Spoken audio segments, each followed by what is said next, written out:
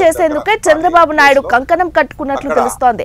అటు జనసేనతో పాటు భారతీయ జనతా పార్టీ నేతలు కూడా ఈ పదవులు ఎప్పుడు వస్తాయని చూస్తున్నారు. నియోజకవర్గానికి సంబంధించినటువంటి ఒక కొత్త ప్రోగ్రాం అంటే బంగారు కుటుంబం అని, అలాగే కొన్ని P4 ఈ పద్ధతుల్లో కొన్ని కుటుంబాలని రాజకీయ నాయకులు కావచ్చు, వ్యాపారస్తులు కావచ్చు, దత్తత తీసుకొని వాళ్ళని అంటే పూర్ టు రిచ్ అంటే పేదరికం నుంచి వాళ్ళని అంటే ధనవంతులు చేయాలనే ప్రోగ్రాం ఒకటి.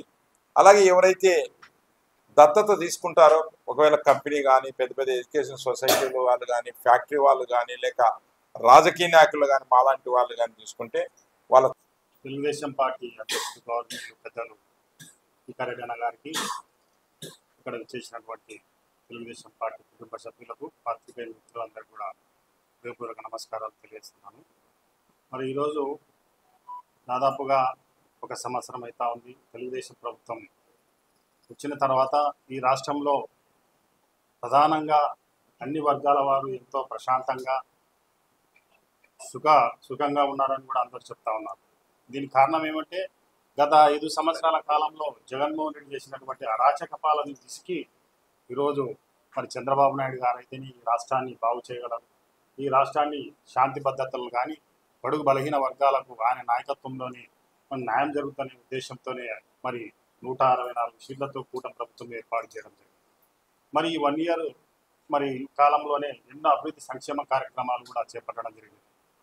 ప్రధానంగా మేము ఇచ్చినటువంటి సూపర్ సిక్స్ కార్యక్రమాలు ఏవైతే ఉన్నదో వాటిని తూచా తప్పకుండా ఈరోజు ప్రజలకు సంక్షేమము, ఒక పక్క అభివృద్ధి కార్యక్రమాలను పరుగుపెట్టిస్తూ ఈరోజు రాష్ట్రాన్ని ఎంతో ముందుకు తీసుకున్నటువంటి పరిస్థితి మనం చూస్తూ ఉన్నాం.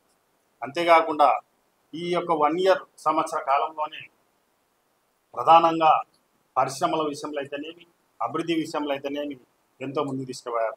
ప్రధానంగా కర్నూలు జిల్లాకు రేపు శనివారం రోజున అంటే 17వ తారీఖున మన ముఖ్యమంత్రి వర్యులు కర్నూలు జిల్లా పర్యటన, అలాగే ఉమ్మడి జిల్లా నంద్యాల నియోజకవర్గంలో పాణ్యం కూడా విజిట్ చేయబోతున్నారు. ముఖ్యంగా ముఖ్య ఉద్దేశం ఏమంటే వెనుకబడినటువంటి కర్నూలు జిల్లాలో ఒక్కొక్క నియోజకవర్గ